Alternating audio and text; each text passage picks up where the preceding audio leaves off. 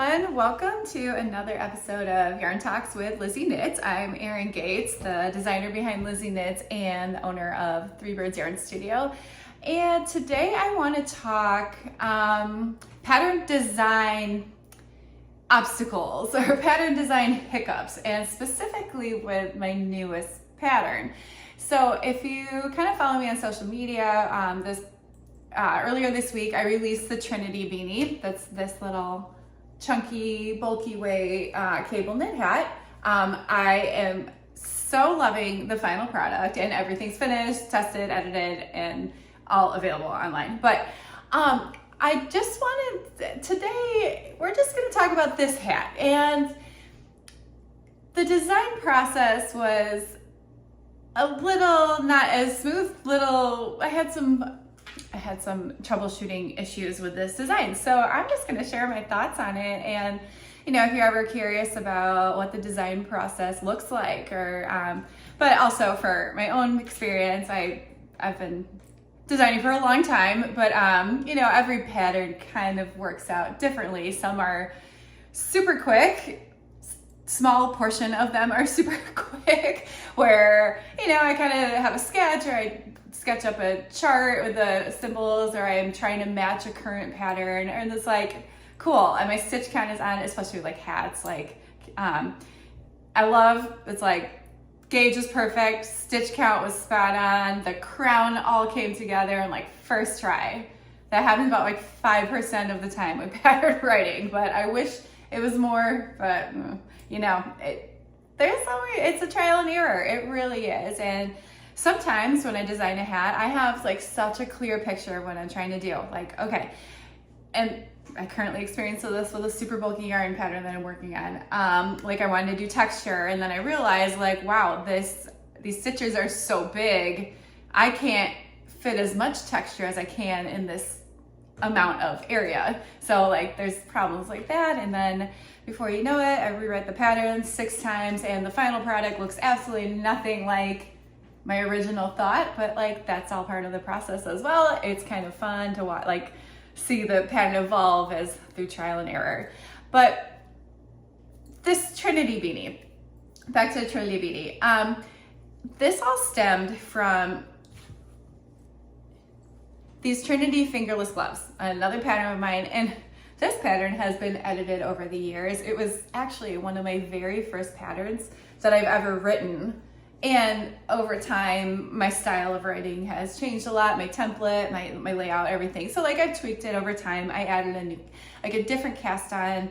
I rewrote this actually like a year ago. And what happened was the yarn that I used like 12 years ago when I wrote this, the yarn doesn't even exist anymore. It's discontinued. So I rewrote it for a yarn that is more mainstream, and especially like a yarn that I sell in the shop, because I'm trying to provide customers with all of it, like the pattern, the matching yarn, if you want to pound, like just trying to promote stuff that I retail, which makes sense. But this one, I think I talked about the Trinity fingerless gloves in one of my previous podcasts, and I kind of went over like all the tweaks that I did. And that happens with time. I've known a lot of designers to go back and rework some of their earlier designs and just update them, update sizing, update techniques, update yarn suggestions. Maybe it's like, oh, well, I don't like the first one. And actually with this, the first version I made, I was actually down 2 needle sizes. Like, okay, well, this tension to me, it works, it's fine. Like it's a little tight. So like I, rework the gauge, and all right, all that. So pattern writing is just like, it evolves. It really does. So this, all right, it's with, first off, the hat and the gloves, it's with Malabrigo Chunky. Gloves take 1 skein, hat takes 2. So let's talk the hat. And it went out, today's Thursday, it went live on Monday. So it's on like my website, it's on Ravelry, it's on Etsy. All right, so like this glove pattern does well. It's one of my better sellings, and I hope to sell more now, like in a couple weeks when the weather cools off. So anyway, I love this pattern. I think it's very versatile. I have video tutorials along with it. I just really like it in the edits that I've made. So since my rewrites, it kind of gained popularity again because it was an old pattern that kind of just got buried to the end of like the bottom of my library and didn't get so much love. So now that it has love, I have had a lot of requests for a matching hat. Like, okay, like, all right, then everyone's really nice. Like, great, thank you for your suggestion. That is a great idea. It really is. So a couple weeks ago, a month ago, like, all right, I have some free time. You know, it's still kind of summer. I haven't it's not super busy season yet. So I sat down to make the hat pattern. All right. And in my head, and like the gloves, this was a lot more technical than writing a hat. And like, all I'm gonna do is have a braid, and I have these little columns. There's 2 pearl stitches. Well, it's garter, and actually when you do it, you alternate each row, garter, or pearl, knit. So then it kind of has like this bold garter texture that's a little spaced. Anyways, so it's like, in my mind, the braid is 9 stitches wide, and I have a 2-stitch buffer on each side. So here I can just do 2 stitches, another braid, 2 stitches, another braid. I have the chart saved on my computer. I'm like, I can just insert it. If I can make a glove, I can make a hat, like no problem, right? Right. So I thought, as you can see, it did work out, but it wasn't easy. All right, so I sat down and and I wanted it to truly match the gloves. So I have a tubular cast on, and you can go on my YouTube channel here. I have tutorials for the YouTube tutorials for the tubular, I cannot talk. You know what I'm trying to say. There's a video tutorial for this. Tubular cast on. So I'm like, all right, I'll put that on the brim. It's nice and stretchy. I want the hat to match the gloves as best I can. I want to use the same design elements. I want to use the same techniques. Obviously, we're using the same yarn. I want to use the same needle size so we have the same tension. And I felt like I sat down to start working out the math. I'm like, oh, the pattern's already half written. So then the hiccups came. This has 2 stitches. So then I didn't make it here. I have a bunch of prototypes. Like I said, there's like the garter stitch, like buffer to, all right. So if I did that and then a 9-stitch braid, it was too tight. And like, I have a desired circumference in mind to fit a standard adult size. And it's great. Cable knit, like it gives, like hats always give. They have negative ease. They're going to fit the individual person and there's wiggle room. But with only 2 stitches in between, it really was too small. It was I don't know. It was tight on me. And so then I switched to take that one apart, take that hat apart. Let's try it with 3 stitches in between. Perfect. And here it is now. There's 9 stitch width braid, 3-stitch buffer. And you always have to have a buffer because that's what actually helps it stretch. And that's my take on it. And that's how I write my patterns. But all right, so I widened it a little bit. There's a little skinny here, but you can still tell, like it matches. I think it still matches. Cool. So that was like attempt number 1, tweak the spacers. My original plan to match the gloves, see the brims? I have a tubular cast on, and I wanted an unfolded brim. Okay, like that was the original plan. Unfolded brims. All right, yeah. So I had more prototypes. So I was making them. And before I went out for testing, I had made 2 successfully. So I really wanted to make this within 1 skein because I was getting towards the crown of this hat. And this isn't like a super slouchy hat, but it's not totally fitted. I try to do hats that aren't that won't be teeny tiny on people, but it kind of split the difference between a super fitted hat or a super slouch. You know, it's always, that to me actually is a big challenge sometimes. Depending on the texture of the yarn and the thickness of the yarn, some will just, will slouch more, just the way they sit on your head, or if your gauge is loose, it'll slouch even more. But this one's kind of stiff, especially the yarn's a little thicker and the braids they're tense. Like this is a lot of cable knitting. It's not a loose, I mean, it's loose enough for a hat, but not where it's going to go on the back of your head and just kind of do like a bunchy slouch. So like I knew that I'm not going for a slouchy fit.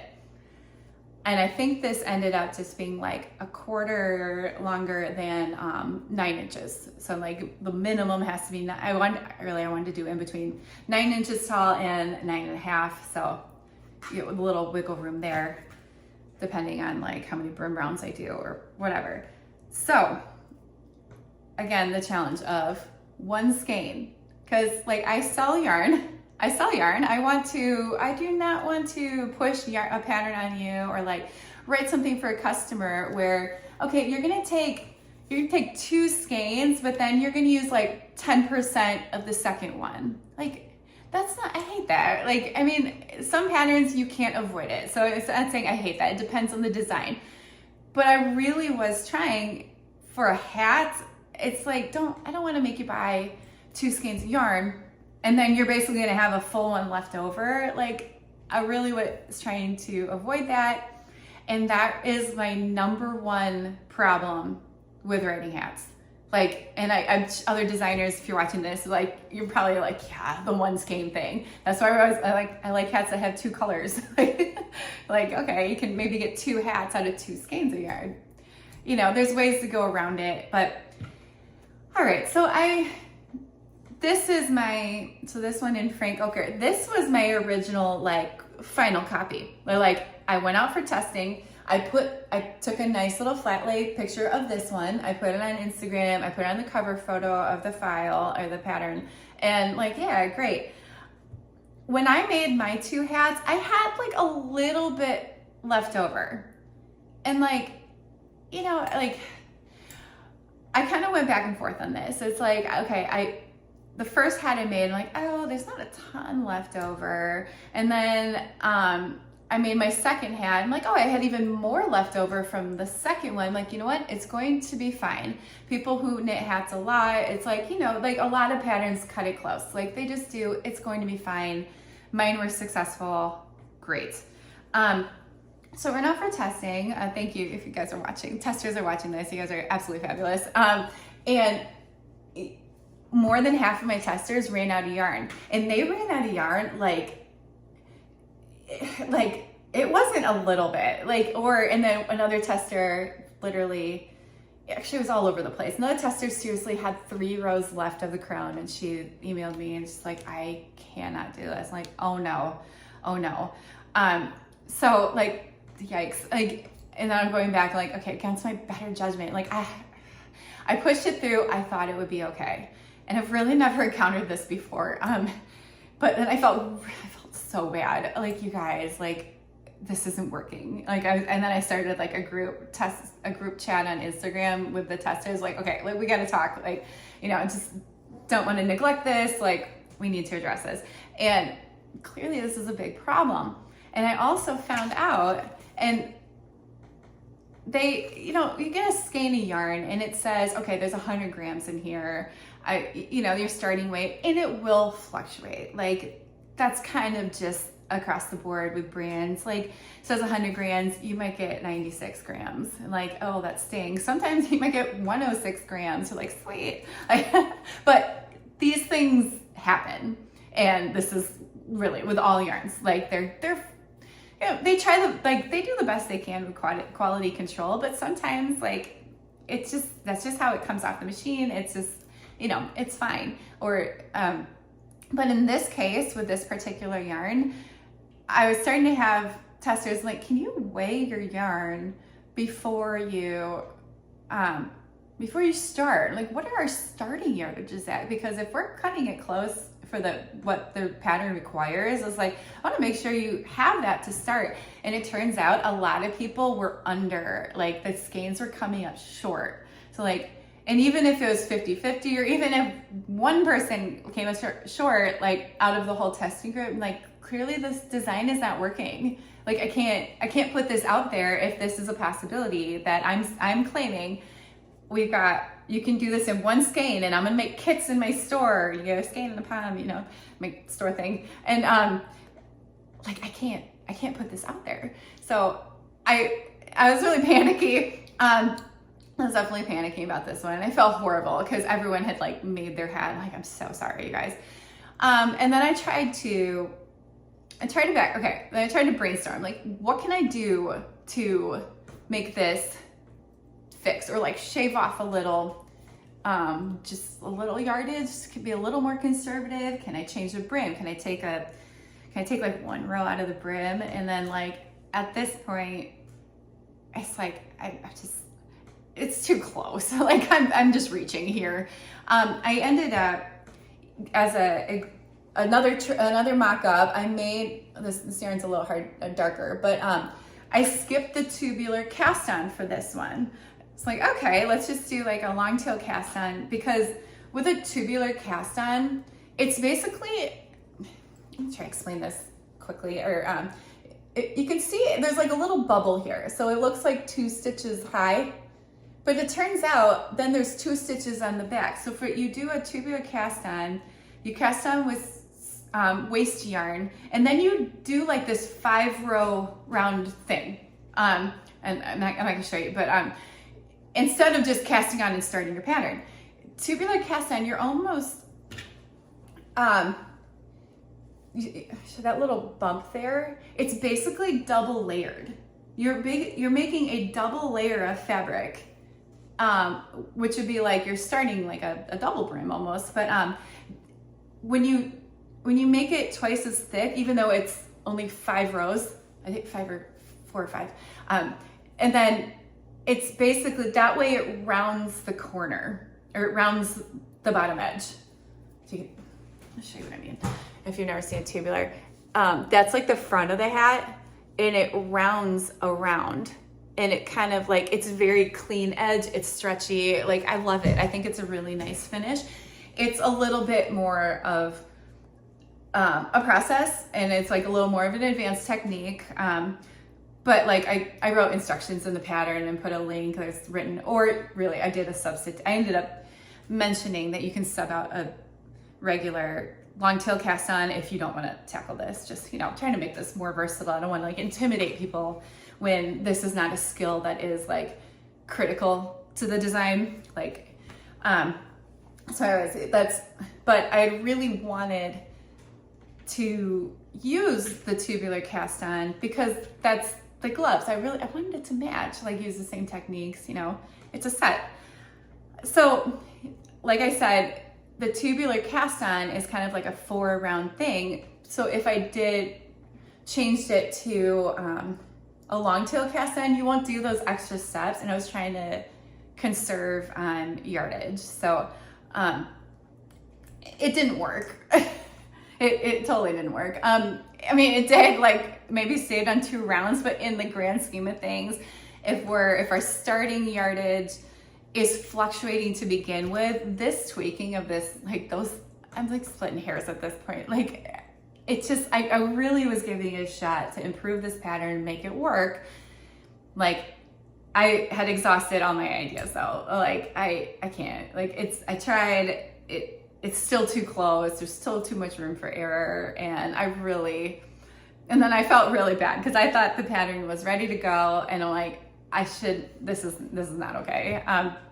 And again, testers, I've said this before, like your patience, like, thank you so much. And everyone, testing group, everyone was so kind and so helpful. And you guys had great suggestions. So like, these are parts of this, like this knitting community. I'm like, you know what, you guys were just so wonderful. And I appreciate the help. I really do.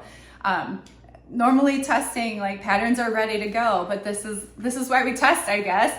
Hopefully the tester's like, yeah, here, Erin, I made it. Here's my dimensions. I got gauged. Same. Here's the yardage I used. Great. Pattern's ready to go. So in this case, went out for testing, test it, see if it works. That's the point. This one didn't work. So, I mean, thank God for like the testing process, you know, this is the, and knitter non-designers, like this is what we do. Like how I would feel awful if like I put out this design without being tested, and now I see all the comments and the feedback, and like I've been taking your money all this time, and like I'm getting you a pattern that like you're struggling with. Like, no, that's not what I'm here for. I want good products only. Like, so this was, yeah, this was a lot, but it worked. And testers, thank you. You're so amazing. Okay, so continuing on with my troubleshooting of this pattern. So like, all right, the brim's not gonna work, the cast on's not gonna work, even though it looks pretty. It's like, the one skein thing is not going to work. I even went back, and I did not want to do this. I even went back to like this pattern. I'm like, okay, well, how much is left over from these? Can I sell the patterns as a bundle, and then you can use the leftovers from these on your hat? Like, no, like, no.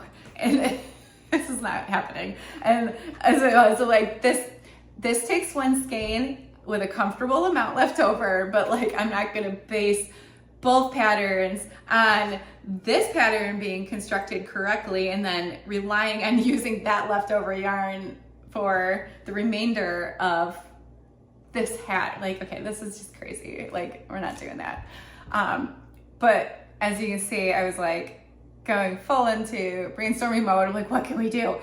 So in the end, like, we're gonna tap into another skein yarn, and with a folded brim. So I gave a generous brim. I kept the tubular cast on because that requires more yarn. And when I did make up the final one, it wasn't like you're using just this and then like 10% of this. It does a lot more, where to a yardage quantity that like I was comfortable in requiring you to buy two. So it did work. It worked out great. And I should have done this from the get-go. But I was trying to match the gloves. I'm like, okay, I don't want, like, the folded brim, in my opinion, it still matches. You can tell that these are a set, but my initial thought was like, okay, standard brim, because there's not a folded cuff. So it's like, but really in the end, I don't think it matters. Like, it has the same cast on, which this little tubular cast on, I highly recommend if you've never tried before. It's super stretchy, and it gives like, it's just a very clean edge. Yeah. Folded brim for the win. Again, which I prefer folded brims on my hats. If you've made my other designs before, I have a ton with a folded brim. And in the past, I have a worsted pattern that I was kind of like, for this reason, it's like I just went for a folded brim, so the yardage would be enough, because it's not this yarn, it was for something else. Like, it makes more sense. Folded brims are fun. I just like them better, and it's not everyone likes them because it can be tedious. You're just doing one by one ribbing, like for a couple more inches, so it takes more yarn, it takes more time. But I like them. Also, I think it's warmer. Like it almost feels like more of a knit headband to me, like on the bottom part. And also then it lets you like adjust the height a little bit. And then also with a folded brim, since there's no like specific way or spot to fold it, like if you end up making your brim a couple rows longer, you just fold it up a little bit more. Like, it doesn't matter. These are so flexible. Some people like really wide brims, and then the hat is fitted to you. Some people like to fold them less, and then the hat slouches. Some people like slouchy with a wide brim, so I wrote in the pattern, if you'd like to add more, go ahead. You got 2 skeins of yarn. You got like there's enough yarn to do all of it. It's nice. So this pattern, like, it was very nice to get it taken care of. The testing process, like, again, the testing was not so clean this time. Like, we had a hiccup. We had to talk about, possibilities of how to tweak it. But like, in the end, it worked. And like, it was a test success. And but I had to push the due date back like a couple times, you know, give testers more time, and you know, everything worked out well. I just like, I felt horrible. Cause like, I'm sorry guys, like I sent you a pattern that, you know, we decided like, this isn't good. Like we need to update, we need to change something. So we did it and the pattern's out. Yay. And I have another one of these on my needles in like a dark blue. And yeah, I'm super happy with it. So again, this is the Trinity Beanie. It's all like, the pattern download is all on threebirdsyarnstudio.com. I have yarn in all my patterns ready for purchase. It's on Ravelry, it's on Etsy. And I think I did a post, I've been posting about it all week, just to kind of promo. And I did a post of like pom or no pom, because this one, I'm usually like pretty like some of my designs, I look at them like it's not a pom hat. Some designs be like, oh, it looks weird without a pom. Like, so it's usually like pretty cut and dry in my opinion when I look at my designs. But this one, I like it both. I really do. And I'm not gonna show you, I can put it on my head because I actually curled my hair. I got bangs. I'm trying to figure out I don't know how to do, I'm experimenting with my hair. And I still don't know what to do. But the bangs are okay, but my hair is so fine. It's like, they're kind of patchy. I can't win. Oh well, whatever. But I'm not gonna try the hats on. Normally I would. But pom, no pom. Although they all have the folded brim. I only have one finished folded brim one right now. But the brim just looks nicer. Why didn't I do this in the beginning? It's okay. Trial and error, learning. It's all learning. I was gonna say, so another thing about my shop, and I'm really trying to promo more products, sell more yarn. I'm getting the brick and mortar store going really soon. I'm gonna start. I've been working on a lot of like financial reports and just kind of like really trying to get a handle on things and like what I'm gonna need to purchase. I'm gonna start looking at some properties either next week or the following week. But I've been looking online and I'm trying to get an idea of like budget. It's just like, this is the hard part. Like, I'm so ready to like stand in my store and talk to people and help people and talk about projects and like that's what I'm good at. This stuff stinks. So I keep telling myself like this is the hard part. I expected this time to come, and progress is slow. And like all this finance stuff, like some of this stuff, I'm kind of figuring it out as I go. Like I'm Googling everything, like what reports should look like, I'm really trying, but that's what I've been spending a lot of my time on, and fixing this hat. That's what I've been doing. So, anyways, update on this shop, but like my main goal, and I really am ready to kind of wind down on the pattern writing. I was at a standstill with like my finance, like with shop progress for a little while. That's why like I picked this project up. Like, you know, I don't have anything major going on right now. I'm like, let's try this. So it was good timing, but like moving forward, once things start to pick up for the store, the designing, but I'm still gonna knit on the side. I might just keep knitting like other patterns of mine and just have fun. Like, just have fun, because knitting is fun. I love it. It's a stress reducer and all good things. But what was I saying? I did want to update you on the store anyways. And I'm selling kits for this pattern. Another thing for the shop is like, I'm really trying to put kits together, more types of kits, skein and pom kits. And my thing is, with every kit you buy from me, you get the pattern for free. Like that's my incentive. Like I love it. I have a couple incentives in the store: free patterns with kits, free shipping for $100. And sorry, domestic US only. I've really tried to expand the free shipping radius, but like we can't. And I was messing with Alaska, and like, you know, it's not even an option actually. So I just learned that, like, because the calculation is different. But kits, all free pattern. Like you'll get a free PDF from me. Like it's all good. I love it. The bonus, the incentives. So free patterns, the free shipping thing, and also a rewards program. It's called Birdie Bucks, like the birds in my studio. Please sign up for the rewards program. For every 100 you spend, you get $5 cash back. And then like it applies to like your next purchases. And you do have to create a login just so like, or I think just you do like your email and password. I know it's annoying to make like so many logins, but that way when you have an account and there's any issues, I can look you up and I can, if anything needs to get tweaked on your rewards, or like you want to ask me how many rewards you have, or if you have a login, you can log in and check your own rewards.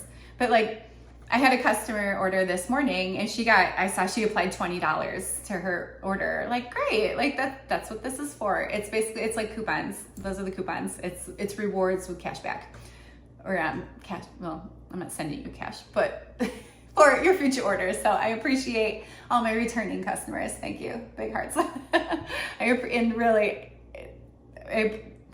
appreciate all you guys, like everything you do to support my business, support Buy Yarn for Me, support my patterns, share on Instagram. Anything is helping me build my store. Like this is all where the money's going. So I really thank you so much, because like this is a lot of work getting this brick and mortar store off the ground. So thank you for everyone who comes out and supports. Like I always appreciate it. All right, so yeah, kits. Did I finish that train of thought? I don't know. I'm getting sidetracked.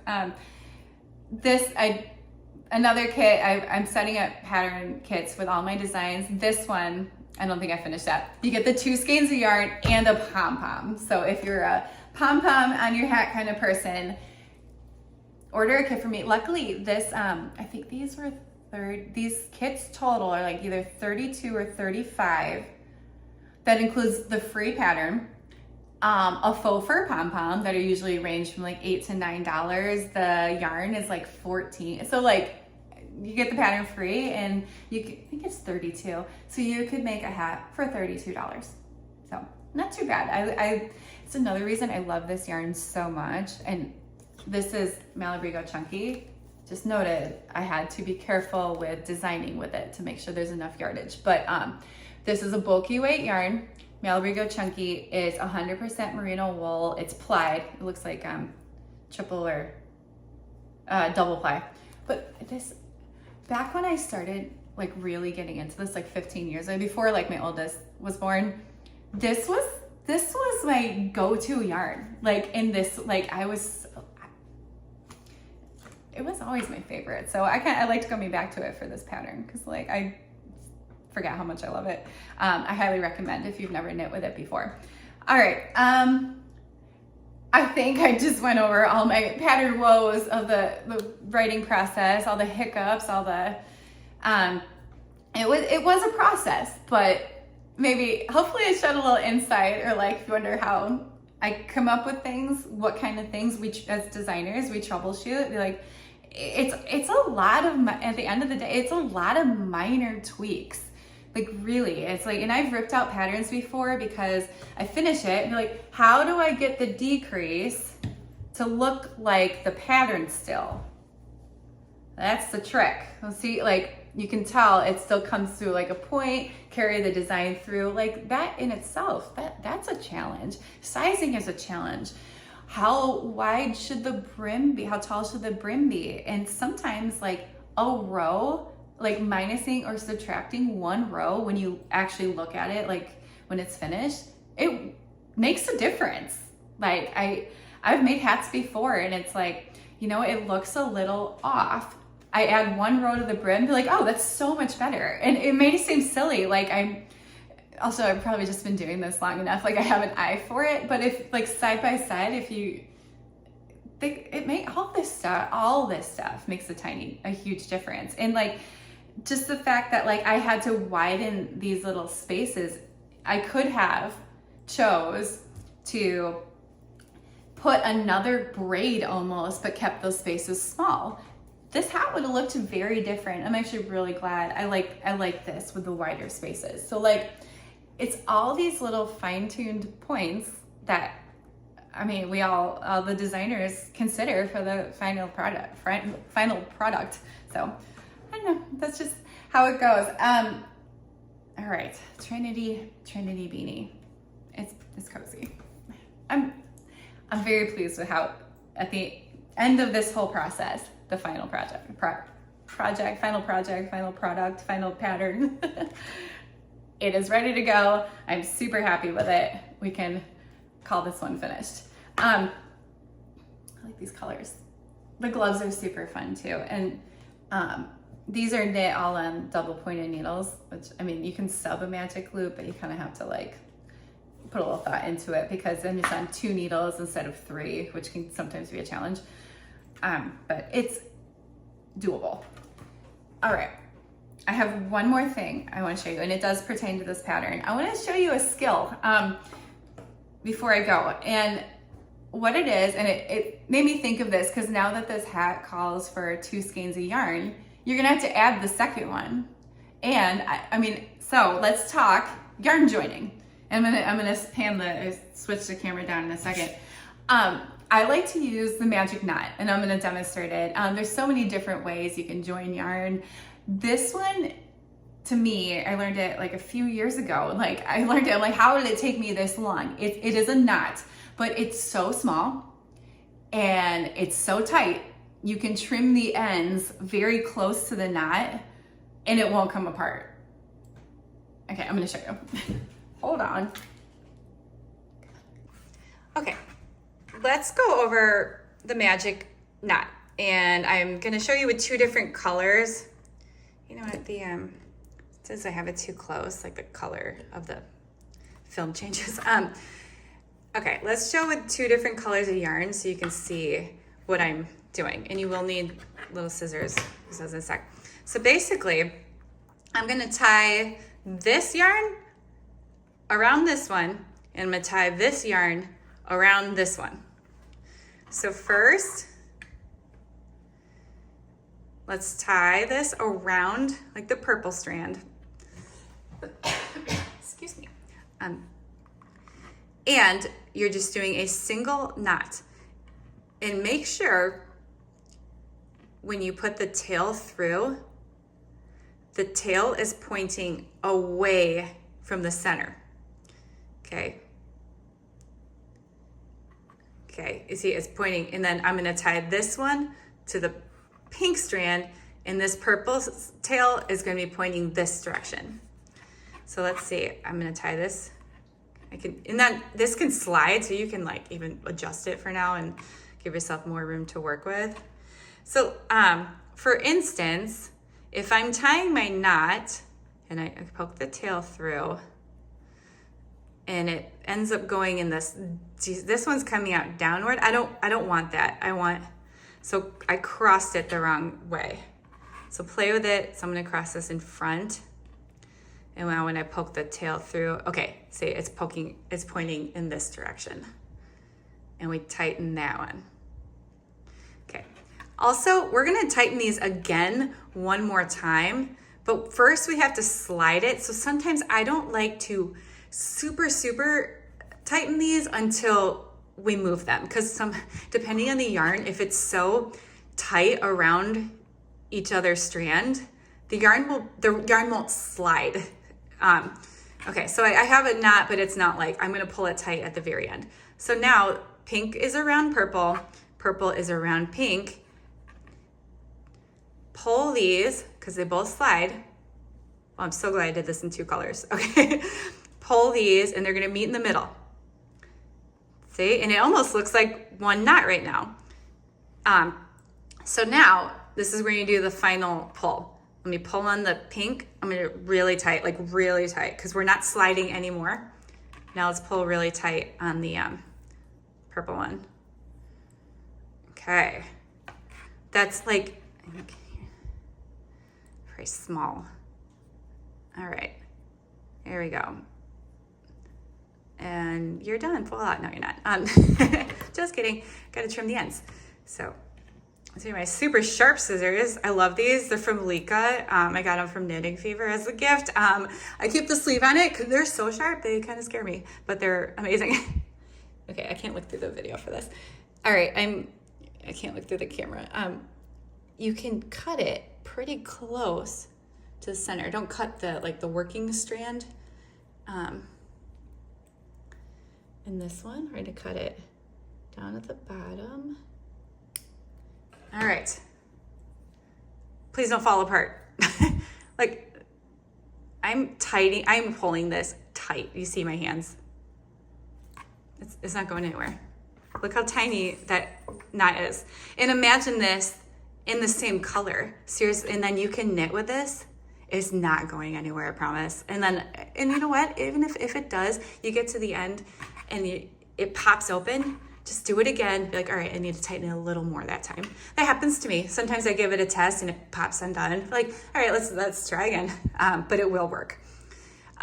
Sometimes too, in how I said, don't super tighten them before you start pulling and sliding, the yarn will break. That happens a lot with single ply yarn.